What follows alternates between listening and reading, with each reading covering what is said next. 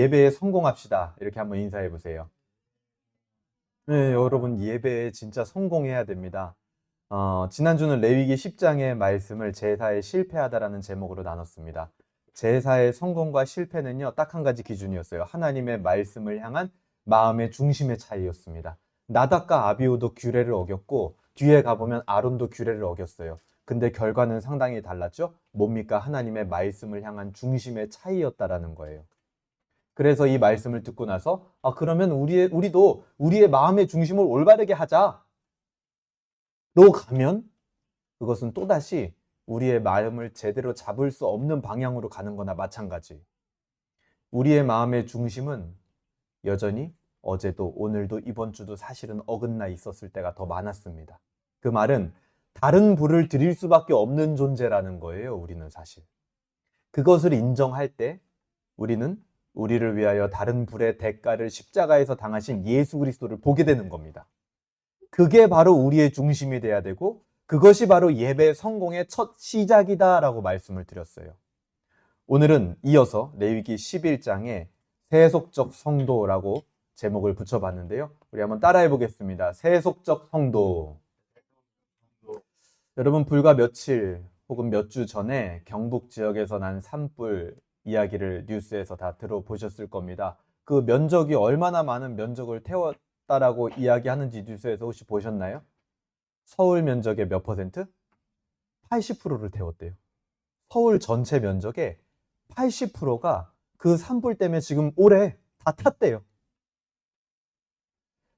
이전과 똑같은 상태로 산림과 생태계가 회복되는데 몇 년 걸리는 줄 아세요? 100년 걸린대요. 100년. 이전에 똑같이 사람이 살고 동물들이 뛰놀고 수목이 우거지고 거기서 먹이들이 생겨나고 꽃이 피고 물이 흐르고 그렇게 하려면 전체 합쳐서 100년이 걸린다고 합니다. 100년.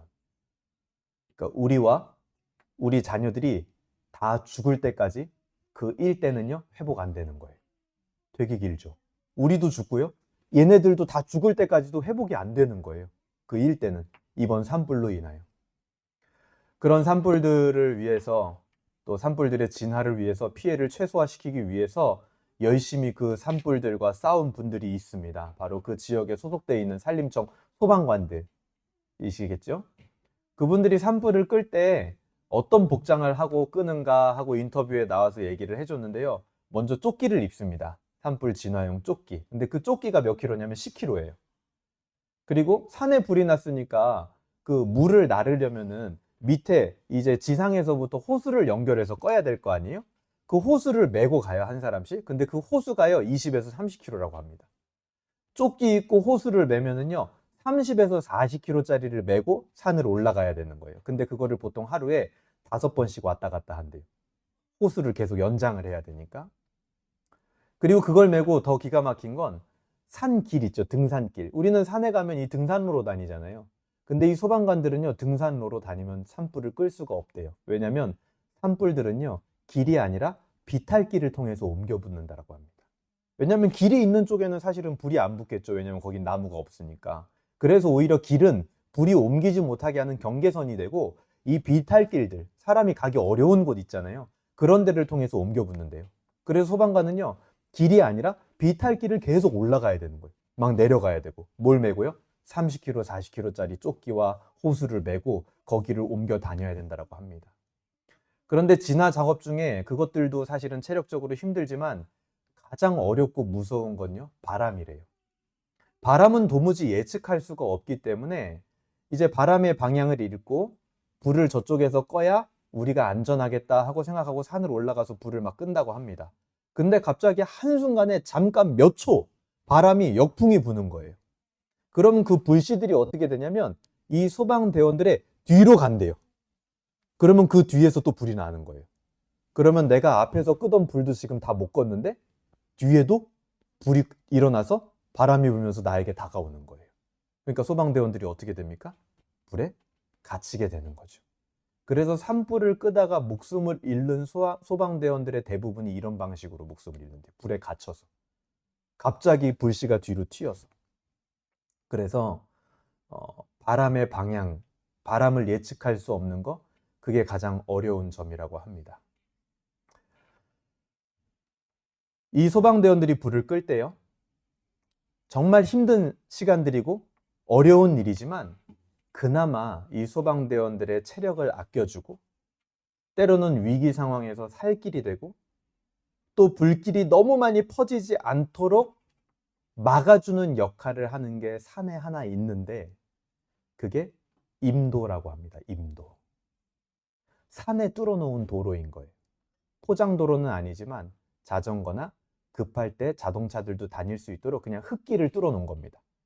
산림청에서 이 산림을 관리하기 위해서 비탈길 같은 데는 일반 사람들이 가기 어려우니까, 직원들이 가기 어려우니까 임도를 뚫어놓은 거예요.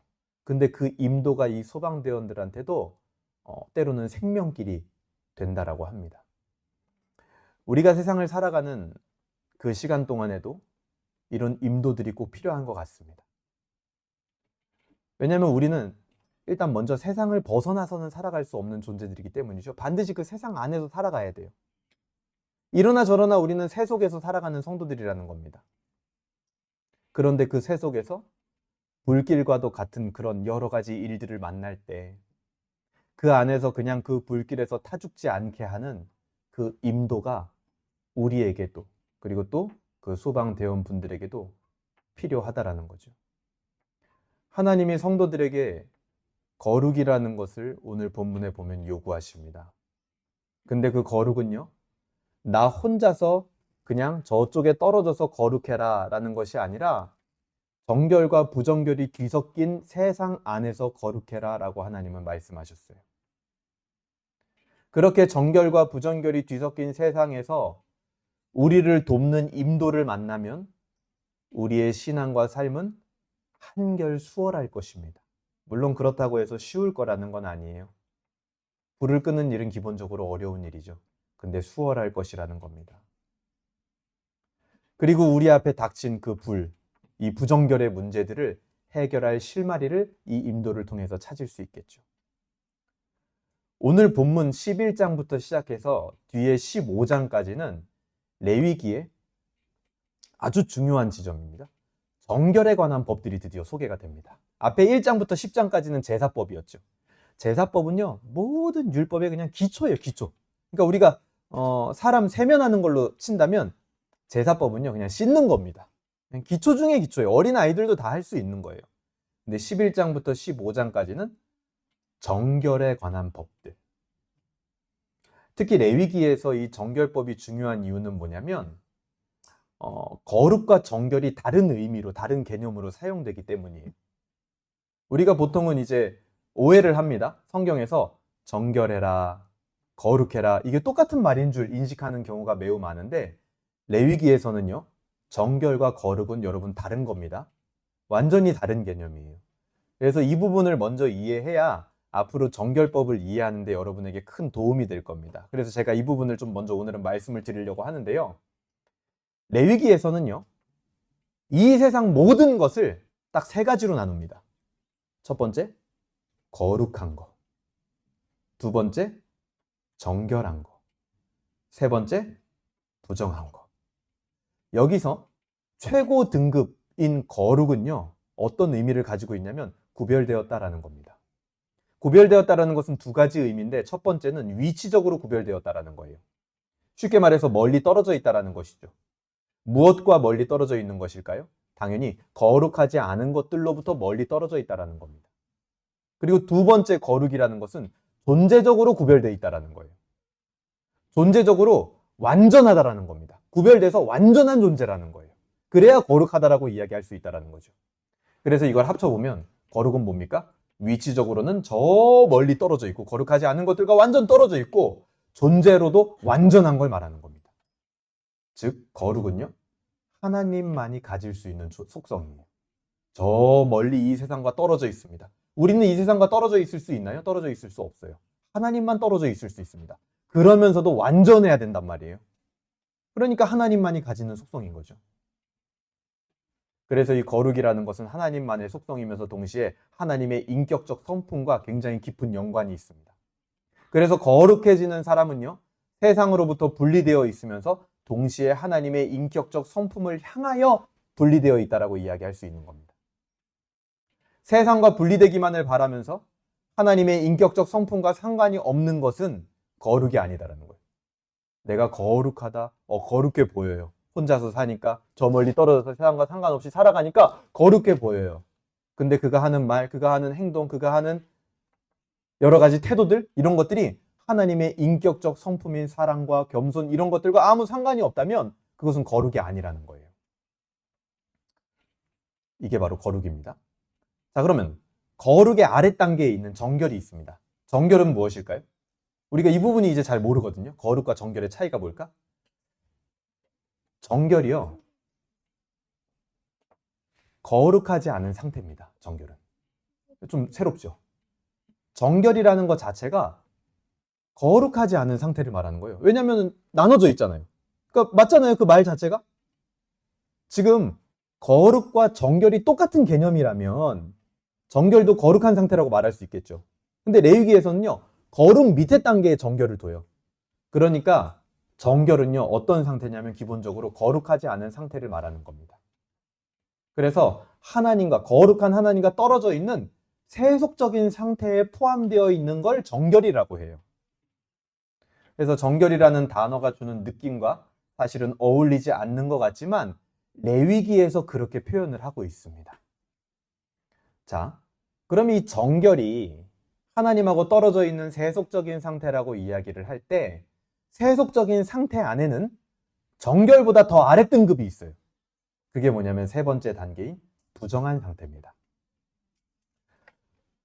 거룩한 쪽에서 봤을 때는 정결과 부정 모두 다 세속적인 상태일 뿐입니다.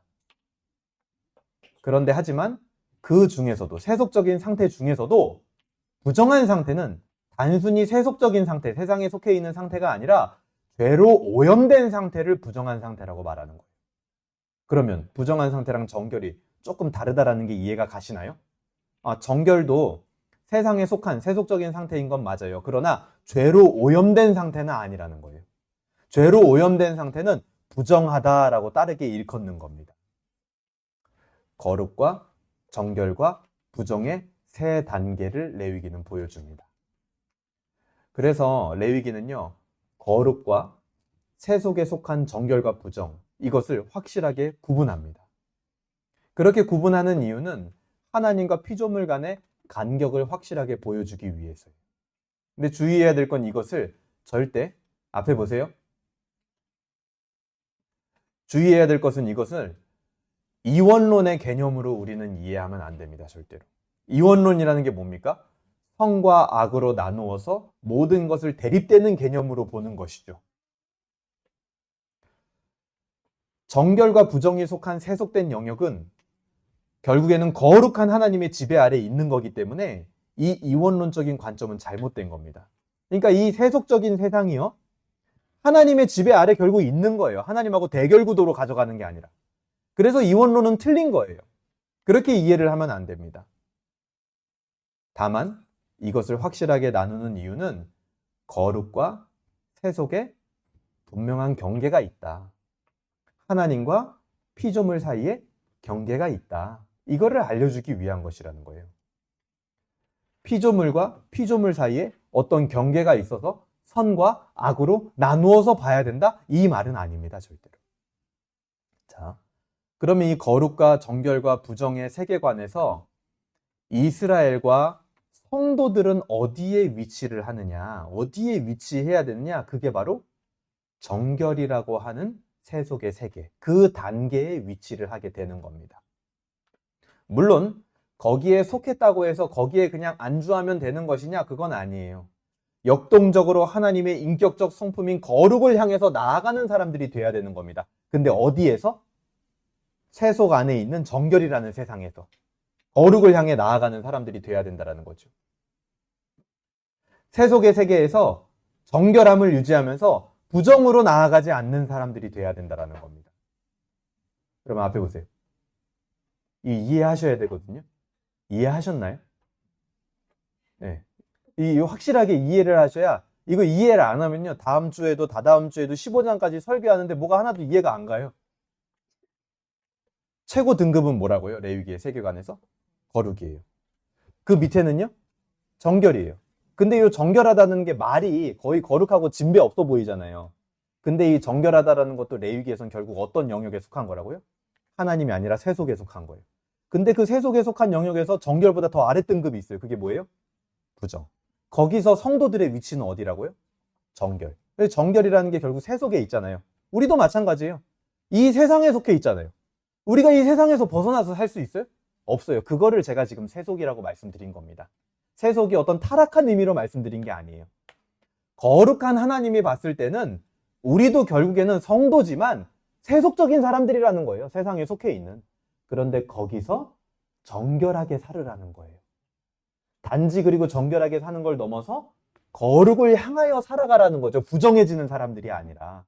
그런 애매한 위치에 있는 게 바로 성도들이고 이스라엘 백성들인 겁니다. 그러니까 우리에게 이 정결법이라는 거는 되게 중요한 거예요. 왜냐하면 이 정결법이 어기는 순간 어떻게 됩니까? 부정한 상태로 가버리는 거예요. 세속의 세계에서. 그래서 정결법은요, 우리의 기본입니다. 기본. 거룩을 향하여 나아가는 발판이 되는 기본이 되는 거예요. 그래서 성도들은요, 하나님이 자신들을 바람이 엄청 부네요. 문이 열려버렸어요, 뒤에. 네. 네, 다 안 가셔도 돼요. 네, 명진이 오세요. 안 가도 됩니다. 네, 예배 잘 드리시면 돼요. 갑자기. 네. 괜찮아요. 여기 오세요. 괜찮습니다. 자, 성도들은 하나님이 볼 때 자신들이 이 세속에 속해 있는 사람들이라는 것을 아는 사람들이 바로 성도들이에요. 우리가 아무리 잘나봤자 우리는 결국 거룩한 존재가 아니라 이 세속에서 살아갈 수밖에 없는 존재구나. 그래서 한계가 있구나. 그거를 아는 사람들이라는 거죠. 그래서 항상 겸손함으로 살아갑니다. 그런데 반대로요. 부정한 상태. 그러니까 우리가 소위 말하는 저 세상, 저 부정한 상태에서 우리를 보면은 우리가 어떻게 보일까요? 그렇죠. 거룩한 존재처럼 보이겠죠. 원래는 정결의 위치에 있지만. 왜냐하면 거룩을 향해 나아가는 위치거든요, 거기가. 그래서 그것을 아는 사람들은 항상 구별된 모습으로 살아가는 겁니다. 그러면서도요, 아주 유기적으로 레위기에서는 이 상태들이 막 역동적으로 변한다라고 이야기를 합니다. 거룩했던 상태가 세속의 상태에 빠지기도 하고, 세속에서도 정결이 오염돼서 부정하게 되기도 한다라고 얘기를 해요. 그리고 그 반대도 가능합니다. 부정한 상태에 있던 사람이 씻어서 정결해지기도 하고, 정결해진 사람이 성화되어서 거룩해지기도 한다. 이런 상태 변화가 주로 무엇을 통해서 일어나냐면 접촉을 통해서 일어난다라고 얘기를 합니다. 접촉. 무언가 닿는 거예요, 이렇게. 접촉을 통해서 거룩이 세속적인 상태가 되기도 하고 정결이 부정한 상태가 되기도 한다라는 거예요. 그리고 그 반대로도 가능하겠죠, 그러면? 부정결이 정결이 되기도 하고 정결이 거룩해지기도 하는 겁니다. 자, 그럼 퀴즈. 저 위에 있는 최고 등급인 거룩과 저 아래에 있는 부정결, 그 두 개가 만나면 어떻게 될까요, 그럼? 부정해져요. 그렇죠? 왜요? 레위기의 여러 법들이 그걸 증거하고 있잖아요. 그렇죠? 거룩한 성물에 부정한 인간이 함부로 손을 대면 어떻게 됩니까? 죽어요. 양극단에 있는 부정과 거룩이 만나면 이 부정이 거룩을 훼손하게 됩니다. 그래서 부정한 사람이 거룩해지는 게 아니라 거룩한 것들이 부정해지면서 자격 없는 사람이 성물에 손을 대거나 함부로 성소로 나아가지 못하게 하는 이유가 그거예요. 성소나 성물이 부정결에 오염될 수 있기 때문이죠. 다만 이 거룩과 부정이 만났을 때 이 부정한 게 거룩해지는 경우도 있어요. 그건 언제냐면 단순한 접촉에 의해서가 아니라 절차를 통한 의식을 가진 접촉이 일어나야 돼요. 절차를 통한 의식을 갖춘 접촉이 있어야만 부정한 것이 거룩한 것이 된다라는 겁니다. 예를 들면 뭐가 있냐면 우리가 봤던 제사장 위임식이 그런 거예요. 제사장으로 추천받은 사람들이요, 처음부터 거룩한 사람들이 아니란 말이에요. 그들도 그냥 부정한 상태에 있는 죄인에 불과해요. 근데 위임식을 거치고 보니 그 부정한 사람들이 이제는 손을 대는 모든 거룩한 것에 스스로가 바뀌어져 가는 겁니다. 그래서 절차를 통한 의식을 거쳐야만 부정한 사람이 거룩이 되는 일이 가능하다. 이런 세계관을 기초로 우리는 레위기 11장에서 15장의 정결법을 읽어야 됩니다. 그 중에서도 오늘 11장은 음식법, 먹는 것에 대한 정결을 말하고 있어요. 현대 유대인들도 지금 이 레위기 11장을요, 레위기 11장이랑 신명기 14장에 이제 음식법이 나오죠. 이것을 지금도 뭐라고 불러요? 코셔 음식. 여러분 이스라엘 같은 데 가면은 매일 맛없는 것만 주잖아요. 그게 왜냐면 이 음식법에 따라서 음식을 여전히 먹고 있거든요. 지금은 물론 이제 현대 유대인들은 의미가 퇴색돼서 그냥 어떤 신앙적 의미보다도 관습과 전통으로 지키고 있다고 합니다. 이 음식법의 목적이 무엇이냐? 오늘 45절에 보면 나와요. 11장 45절 이렇게 말합니다. 나는 너희의 하나님이 되려고 너희를 애굽 땅에서 인도하여 낸 여호와라. 내가 거룩하니 너희도 거룩할지어다. 이 음식법의 목적, 이 정결법의 목적이 무엇을 향하냐? 거룩하니 너희도 거룩해라. 이것을 향하고 있다는 겁니다. 이것을 통해서 이스라엘은 하나님에 대한 신앙을 표현했고 이방 민족과의 구별을 유지했습니다. 그래서 신약 시대에도 가면은 이 음식 때문에 문제가 생기는 경우가 많았죠.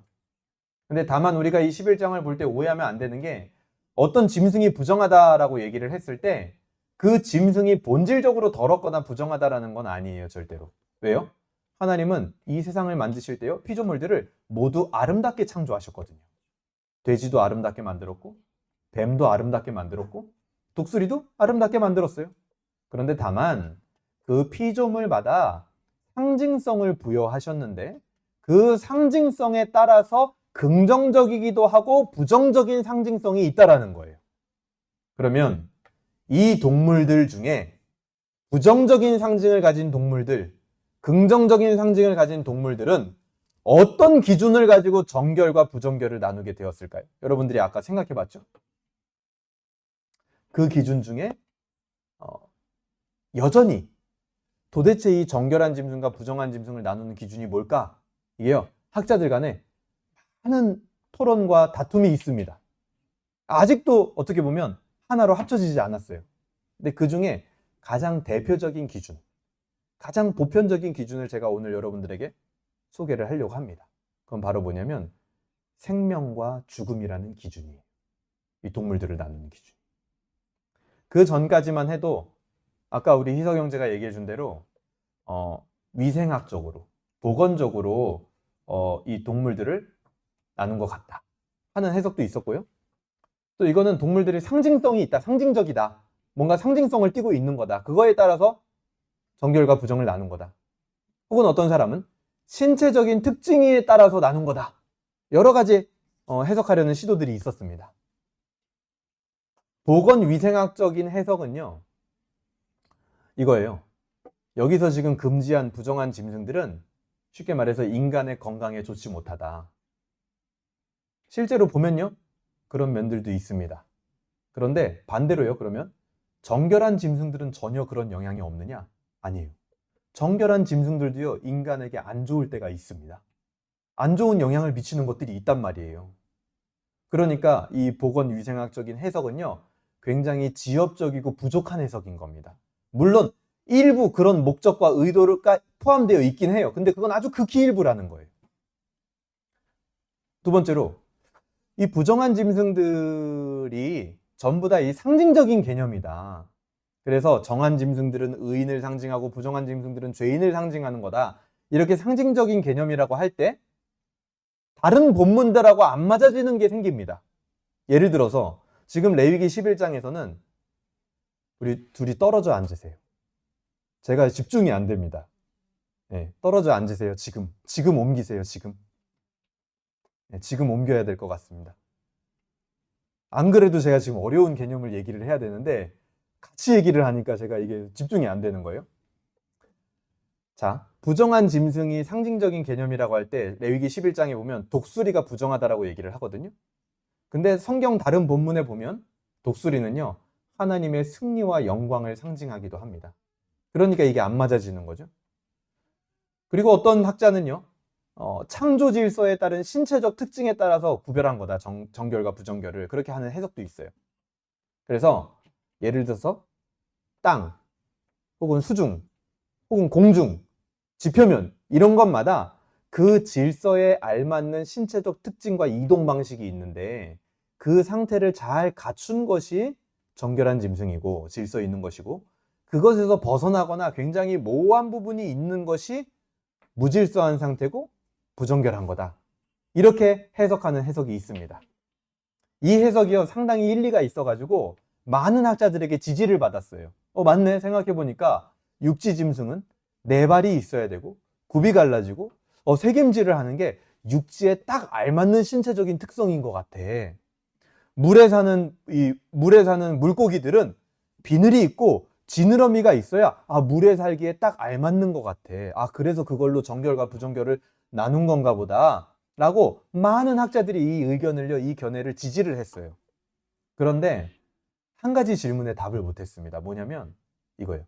그러면 왜 그런 신체적 특징이 절대적인 기준과 질서가 되는지에 대해서 설명을 못한 거예요. 왜 육지에 있는 동물들은 네 발이 있어야 되고 굽이 갈라져야 되고 되새김질을 하는 게 절대적인 기준이 되냐는 거예요. 그 근거가 뭐냐는 거예요, 도대체. 그냥 하나님이 그렇게 했으니까 이거 말고 진짜 근거, 우리가 납득할 수 있는 근거를 가져와 봐라 했는데 그거를 대지 못한 겁니다. 그래서 최종적으로 나온 보완된 해석이 뭐냐면 정결과 부정결을 생명과 죽음이라는 기준으로 나누는 것입니다. 그래서 우리는 이 해석을 기반으로 정결법을 보려고 하는데요. 본문 11장에 금지된 짐승들의 특징이 뭐냐면 죽음과 전부 관련되어 있어요. 죽음과 관련되어 있다는 게 뭐냐면 보세요. 다른 짐승을 잡아먹는 육식동물. 죽음을 유발시키는 거죠. 그렇죠? 그리고 죽은 시체를 뜯어먹는 짐승들. 그리고 특히 기어다니는 짐승들. 기어다니는 짐승들은요. 지표면에 무덤과 수많은 동물들의 시체를 휩쓸고 다니는 겁니다. 그러니까 죽음을 유발하거나 죽음과 가까이 있거나 죽음과 자주 접촉되는 짐승들은 전부 뭐라고 해요? 부정한 짐승이다. 이렇게 얘기를 하는 거예요. 이 기준이 그대로 수중과 공중에도 똑같이 적용이 됩니다. 특히 레위기 11장에서는요, 특이한 공간 구분이 있는데 바로 지표면이에요. 원래 보통 성경에서는 공간을 어떻게 나누냐면 땅과 하늘과 바다 이렇게 세 개로 나눕니다. 그런데 이 11장에서는요, 거기에 추가를 하나 더 해요. 그게 뭐냐면 지표면이라는 공간이 따로 있대요. 이 지표면은요, 원래는 땅에 속해 있는 거죠. 근데 그러면서도 그것과 구별되는 영역으로 따로 얘기를 한단 말이에요. 지금 오늘 본문에서. 특히 그곳은요. 기는 것들이 서식하는 공간이다 이렇게 얘기를 합니다. 기어다니는 것들. 이 기는 것들은 일괄적으로 모두가 다 부정하게 여겨집니다. 왜요? 죽음과 가까이 있기 때문에. 이 생명과 죽음을 기준으로 볼 때 오늘 본문에 2절부터 8절까지를 보게 되면 2절부터 8절까지가 육상 동물들이 나와요. 이 육상 동물들도 죽음을 유발하거나 죽음과 밀접하면 잡식 동물들 다 포함하는 겁니다. 그들도 막 죽은 고기를 먹고 막 하니까요. 그 모든 것들은 부정한 짐승에 다 포함이 되는 거예요. 그래서 그것들은 이스라엘이 먹을 음식으로 허용되지 않습니다. 허용된 짐승들을 보면요. 죽음과 관련이 없는 다 초식 동물들이에요. 그래서 새김질하는 거, 굽이 갈라지는 거, 이게 초식 동물들의 특징이잖아요. 그게 바로 육상 동물들의 기준이 표준이 되는 겁니다. 특히 그 중에서도 조심해야 될 짐승들이 있는데 뭐냐면 경계선상에 있는 애매한 짐승들이에요.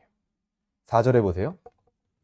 새김질하는 것이나 굽이 갈라진 짐승 중에도 너희가 먹지 못할 것은 이러하니 낙타는 새김질을 하되 굽은 갈라지지 아니하였으므로 너희에게 부정하다. 돼지, 낙타, 토끼, 사반 이런 건데 사반이 뭐냐면 너구리 같은 종류예요. 너구리 같은 종류래요. 이것들은요. 굽이 갈라지는 것과 새김질하는 것 두 기준 중에 하나밖에 없어요. 그래서 혼동을 일으키기가 쉽습니다. 이거 먹어도 되는 건가? 먹어도 되겠지. 근데 그것들은 그렇기 때문에 더 조심해야 되는 거예요. 결과적으로 이 짐승들은 어떻다? 부정하다. 특징을 확실하게 두 가지 다 가지고 있어야 정결한 짐승이고 먹을 수 있게 되는 거예요. 한 가지만 가지고 있으면 그것은 부정해지고 먹을 수 없게 되는 겁니다. 수중생물도 동일해요. 9절부터 12절까지 나오는데요. 지느러미와 비늘이 있는 것은 먹되 그것이 없는 것은 부정하다라고 얘기합니다. 지느러미와 비늘이 없는 것들의 특징이 뭐냐면 주로 수중의 밑바닥에서 삽니다. 그래서 수중생물들의 사체와 굉장히 가까이 있어요, 그것들은. 실제로 보면 수중생물들 중에서도 동일하게 육상생물들과 같이 경계선에 있는 것들이 있어요. 지느러미는 있는데 비늘이 없다든지. 비늘은 있는데 지느러미 없는 게 있을까요? 글쎄요. 어쨌든 경계선에 있는 것들이 있단 말이에요. 뭐 예를 들어서 지느러미는 있지만 비늘이 없는 것들이 있잖아요, 물고기들 중에. 그것들은 육상의 동물과 동일하게 어떻게 취급해야 됩니까? 부정하다라고 취급을 해야 되는 거예요. 하나밖에 특징이 없기 때문에. 온전하지 않기 때문에. 그리고 나서 13절부터 19절까지는 공중의 이제 새들에 대해서 이야기를 하는데, 공중의 기준이 좀 특이합니다. 이전에 육상동물하고 수중동물은요, 어떤 신체적 특징을 얘기를 했잖아요. 근데 공중의 새는요, 신체적 기준이 제시되지 않고 한 20종류의 금지된 새가 쫙 나열이 됩니다. 그냥. 그죠? 특징이 안 나와요. 왜 그럴까요? 새는 거의 비슷하게 생겼거든요, 이게. 뭐 새 중에 갑자기 뭐 깃털이 없는 뭐 이런 건 없잖아요. 뭐 날개가 없는 이런 건 있을 수가 없잖아요. 거의 비슷하게 생겼단 말이에요. 그래서 아마도 신체적 특징이 표준이 되기는 어려웠을 것이라고 생각을 하는 겁니다. 근데 그럼에도 불구하고 여기서 금지된 새들은 공통적 특징이 있어요. 물론 히브리어 원어로 볼 때 이게 어떤 새인지 명확하진 않습니다. 그런데 금지된 새들은 대부분 육식 조류였다라고 봅니다. 독수리나 이런 맹금류 있잖아요. 육식을 하는 시체들을 잡아먹고 죽음을 유발시키는. 그래서 그런 것들은 죽음과 가깝거나 죽음을 유발하기 때문에 어떻다? 부정하다. 그래서 먹으면 안 된다. 근데 새들 중에서도 곡식을 먹는 새들이 있단 말이에요. 그런 건 어떻다? 정하다. 괜찮다라는 겁니다. 그리고 또 특이한 케이스가 하나 나오죠. 20절부터 24절입니다. 곤충에 대해서 나와요. 곤충. 20절부터 24절은 날아다니는데 기는 것들, 즉 곤충에 대해서 지침을 합니다. 대체로 이 곤충들은요, 기는 것으로 분류돼서 부정하게 여겨집니다. 그런데 그 중에 예외가 있어요. 뭐냐면 뒷다리가 아주 튼튼한 거예요, 곤충이. 예를 들어서 메뚜기처럼. 그럼 메뚜기는 한번 점프 팡 뛰어가지고 어떻게 가요? 날아가요, 날개로. 그래가지고 바다도 막 건너잖아요, 메뚜기 떼가. 그래서 그런 것들은 나는 것으로 분류가 됩니다. 그래서 뭐예요? 정한 것으로 분류가 돼서 먹을 수 있게 되는 거예요. 이건 역시 마찬가지. 죽음과 얼마나 밀접하게 지내고 있는지가 그 기준이 되는 거죠. 자, 마지막 29절부터 38절까지는 기는 동물에 대해서 나와요. 아까 말씀드렸다시피 기는 동물이 다니는 지표면은요, 땅의 영역에 포함되지만 레위기 11장에서는 별도의 영역으로 구분됩니다. 지표면에서 기는 짐승은요, 뭐라고 합니까? 41절 한번 볼까요? 41절.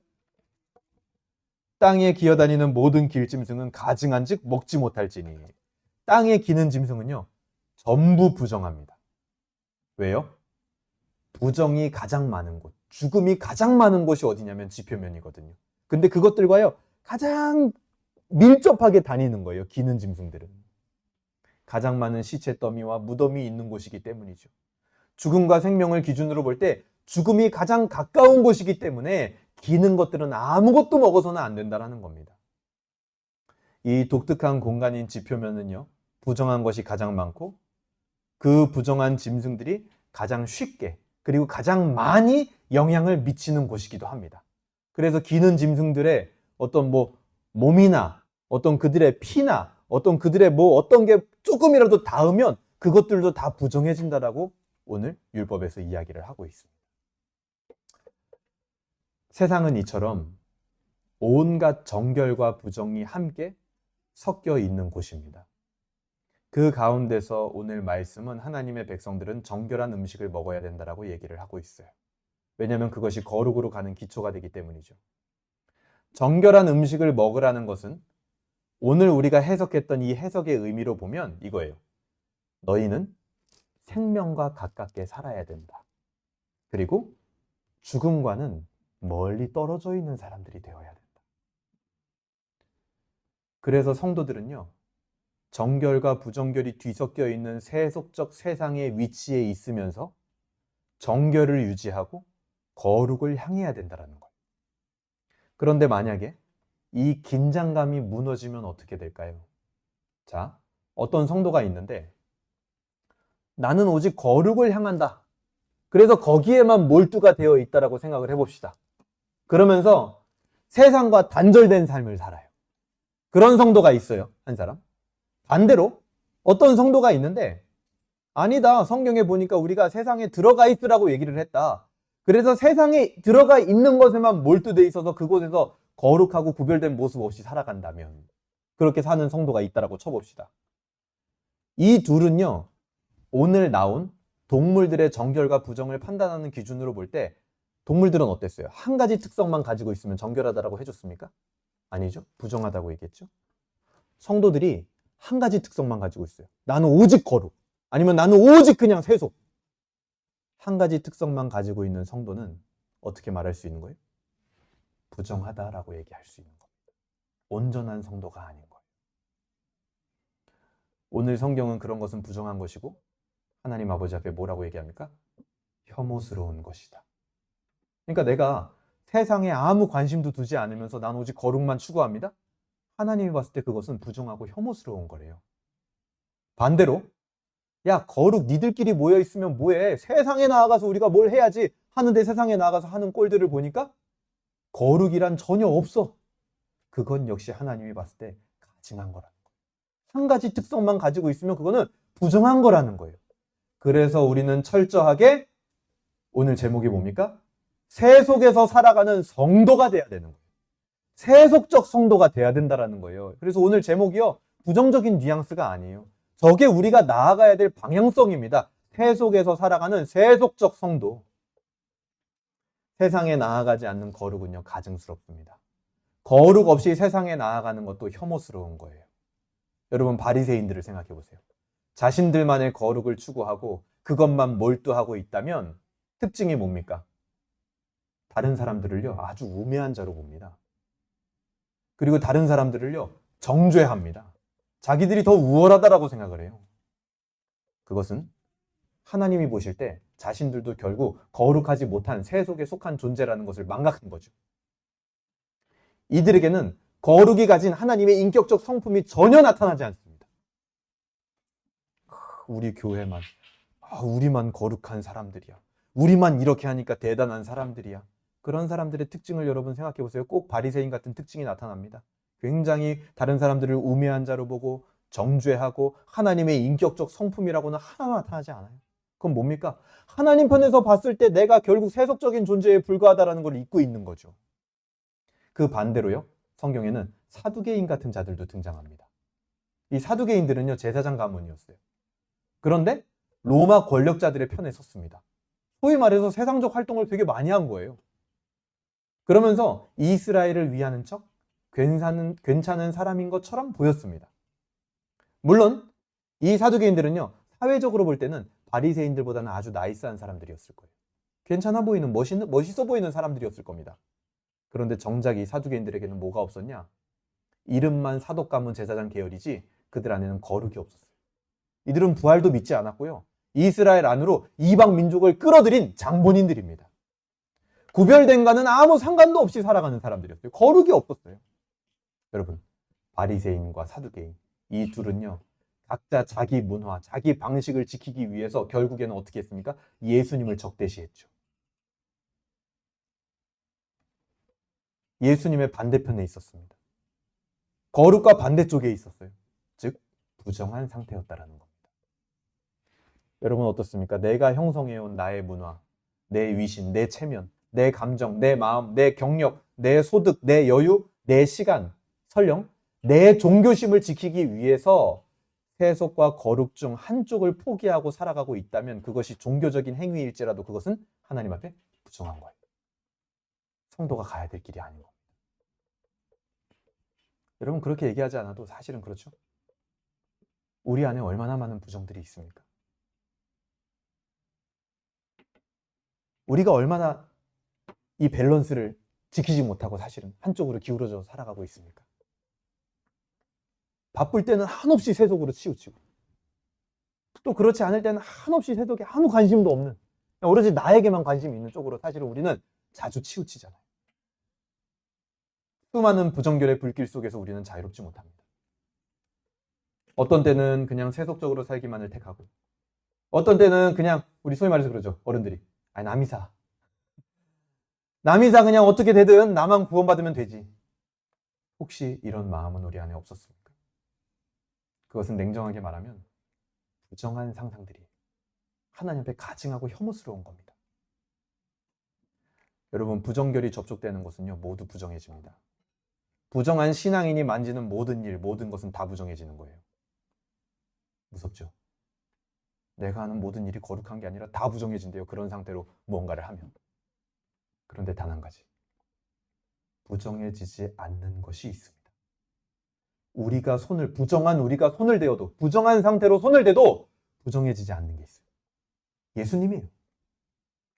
예수님의 거룩은요, 지금까지 얘기했던 정결과 거룩의 모든 공식을 신약에서 뒤집어 버립니다. 십자가라는 의식은 부정과 거룩이 접촉될 때 거룩해지도록 하는 완벽한 의식이었다라는 거예요. 그래서 예수님에게 닿은 모든 부정결은요, 예수님이 부정해지는 게 아니라 오히려 그 부정결들이 어떻게 됩니까? 거룩해지는 거예요. 모든 부정결을 차단하고 경계하라라고 하셨던 하나님께서 직접 부정결의 세속으로 내려오신 것이 바로 예수님이에요, 여러분. 그리고 가장 부정한 자들에게 접근하셨죠. 심지어 예수님은요, 죽은 나사로의 시체에 가까이 가서 그 시체를 살려내버립니다. 그렇게 거룩을 얻게 된 사람들을 우리는 성도라고 부르는 거예요. 그렇게 예수님은 교회의 머리가 되시고 성도들은 그의 몸이 되어서 이제는 성도들을 통해서 이 거룩은요, 전염성을 가지게 되는 겁니다. 여러분, 십자가는 그런 의미예요. 하나님이 거룩에만 머물러 계시지 않고 가장 부정한 이 세상에 내려와서 거룩을 직접 전파하신 것. 그게 바로 십자가의 사건입니다. 여러분, 아까 처음에 소방대원들이 산불을 진압할 때는 어디 길로 다닌다고요? 비탈길로 다닌다라고 말씀을 드렸습니다. 산불은요, 도로가 아닌 비탈길들을 통해서 옮겨지기 때문이죠. 그들은 불을 잡기 위하여 비탈길로 뛰어드는 전문가들입니다. 예수님이 부정한 우리를 위해 세속으로 오신 것처럼 성도는 어떤 면에서 이와 같은 겁니다. 세상은요, 부정결의 불길이 가득한 곳이에요. 거긴 부정결이 가득한 더러운 곳이니 우리는 거룩한 곳으로 가서 우리끼리만 따로 살자. 그건 성도의 길이 아닙니다. 반대로 이 세상의 불정결의 불길 속에 휩싸여서 나의 거룩을 잃어버린다? 그거 역시 성도의 길이 아닌 거예요. 우리는 부정결의 세속으로 뛰어들어서 그 불길들을 잡아내는 사람들입니다. 그게 바로 성도의 길이에요, 여러분. 그런 세속적 성도가 돼야 됩니다. 여러분들 안에 부정결이 옮겨져서 여러분의 인생을 태우거나 여러분들의 영혼과 의지를 태워서는 안 되는 거예요. 십자가는 그래서 상당히 불편한 위치에 있는 겁니다. 거룩한 하나님 옆에 있는 것도 아니고 완전히 세상에 속한 것도 아니에요. 되게 불편하죠. 그 애매한 위치가 바로 예수님의 십자가가 있었던 곳입니다. 여러분, 한쪽으로 치우쳐서 살면 얼마나 편합니까? 그냥 포기하고 차라리 이 세상이 어떻든 저떻든 간에 그냥 저만 교회 다니면서 열심히 기도하고 그냥 그렇게 신앙생활하고 살겠습니까? 얼마나 편해요. 그렇죠? 내 옆에 있는 사람 뭐 어떻게 되든지 뭔 상관입니까? 반대로 거룩이 어떻든 저떻든 그냥 이 세상에서 그냥 남들 살아가는 대로 다 같이 나도 장단 맞춰서 살면 얼마나 편해요. 근데 십자가는요, 정확히 그 사이에 굉장히 불편한 자리에 자리를 잡고 있는 거예요. 여러분, 십자가는 그렇게 불편함을 줍니다, 우리에게. 그 불편한 길을 가라고 우리에게 끊임없이 압박을 하고 요구를 하는 거예요. 그런데 그 십자가로부터 오는 그 불편함을 받아들이는 성도들에게 예수 그리스도는 그들만의 인도가 되어주는 겁니다. 불길을 잡으러 뛰어들었어요, 누군가. 불편한 위치로 갔어요. 그들을 가만히 내버려두지 않고 그 소방대원들이 불길을 잡을 때 가장 도움이 됐던 임도처럼 예수님이 그 성도들의 임도가 되어주는 거예요. 비탈길에 힘들게 오르내리게 하지 않는 임도가 되어주시는 겁니다. 우리는 그 임도에 힘입어서 세상의 부정결을 정결로 바꾸어내는 사람들이 되어야 된다는 거죠. 그리고 예수님의 십자가처럼 우리도 이제는 누군가의 임도가 되어줄 수 있겠죠. 임도는요, 불길이 더 이상 퍼지지 않도록 하는 경계선 역할도 합니다. 세상의 부정결의 문제로 어려움을 겪는 사람들 우리 주변에 굉장히 많이 있습니다. 죄로 인한 타락으로 인한 고생 겪는 사람들 많이 있어요. 그런 사람들이 피할 수 있는 정결하고 거룩한 임도, 부정결의 불길들이 그들을 덮치지 못하도록 하는 임도가 되어줄 수 있을 거예요. 그게 성도의 역할입니다. 오늘 적용 2가지 생각해 보시면 좋겠습니다. 내가 이 부정결의 불길이 가득한 세상에서 임도 대신 예수 그리스도의 십자가를 힘입어 정결하게 해야 하는 세상의 부정결은 무엇인가 생각해 보실 수 있길 바랍니다. 그것은요, 언제나 누구에게나 나에게도 불편한 게 될 수도 있어요. 근데 그게 우리의 역할입니다. 2번째, 부정결의 불길에서 도망쳐온 자들에게 나는 어떻게 거룩한 임도의 역할을 할 수 있을 것인가? 그게 바로 세속적 성도의 역할입니다. 웨스트민스터 신앙고백서 13장에는요, 성화라는 파트가 있습니다. 2항에 보면 평생 싸우는 전쟁 같은 성화라는 파트가 있어요. 읽어드릴게요. 이 성화는 온 인격을 통하여 되어지는 것이지만 금생에서는 불완전하다.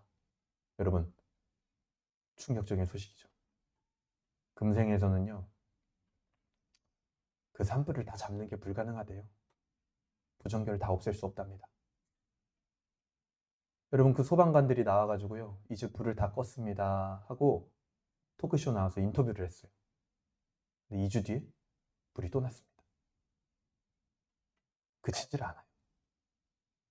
그래서 모든 부분에 얼마간의 부패의 잔재들이 여전히 남으며 그로 인하여 계속적이고 화해할 수 없는 전쟁이 우리 안에 일어나 육체의 소욕은 성령을 거스르고 성령은 육체를 거슬러 싸운다. 여러분 안에 육체의 소욕은요, 끊임없이 유혹할 겁니다. 야, 세속적 성도로 살지 말고 야, 그냥 성도로만 사는 거 어때?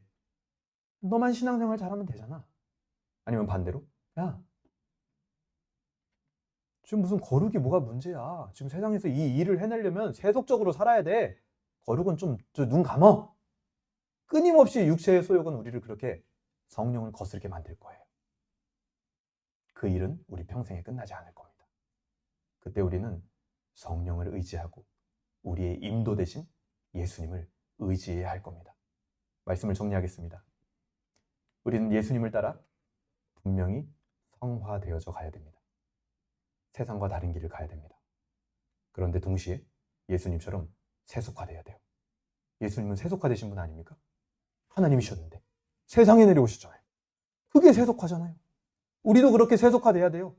세상으로 들어가야 됩니다.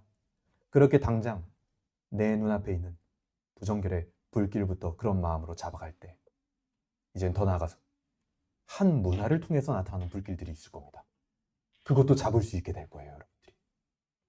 그리고 다른 사람이 휩싸인 불길도 내가 잡아가게 될 겁니다. 그때 우리에게 있는 예수 그리스도라는 그 임도가 빛을 발할 겁니다. 그 임도를 통하여 여기저기 다니면서 불들을 진화하게 될 거예요. 그것을 기억하여 우리도 누군가의 부정결의 산불에 피할 수 있는 예수 그리스도와 같은 임도가 되는 한 주가 되기를 주님의 이름으로 소망합니다.